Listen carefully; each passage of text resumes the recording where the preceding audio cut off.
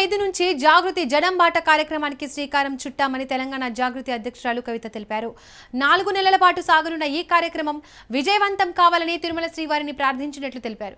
భర్త అనిల్తో కలిసి తిరుమలకు వచ్చిన కవిత వీఐపీ ప్రారంభ విరామ దర్శన సమయంలో స్వామివారిని దర్శించుకున్నారు. అంతకుముందు టీటీడీ అధికారులు వీరికి స్వాగతం పలికి దర్శన ఏర్పాట్లు చేశారు. దర్శనానంతరం రంగనాయకుల మండపంలో కవిత దంపతులు పండితులు ఆశీర్వచనం చేసి స్వామివారి తీర్థ ప్రసాదాలను అందజేశారు.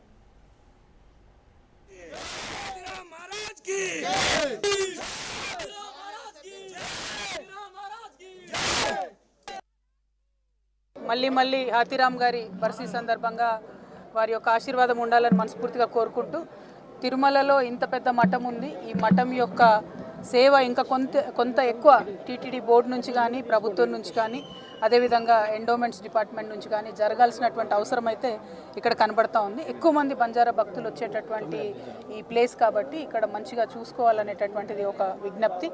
అదేవిధంగా భగవంతుడిని ప్రసన్నం చేసుకున్నటువంటి భక్తుడైన హాతీరామ్ గారిని మరి ప్రభుత్వాలు వారి యొక్క గౌరవాన్ని, వారి యొక్క పరంపరను కాపాడాలని కోరుతా ఉన్నాను.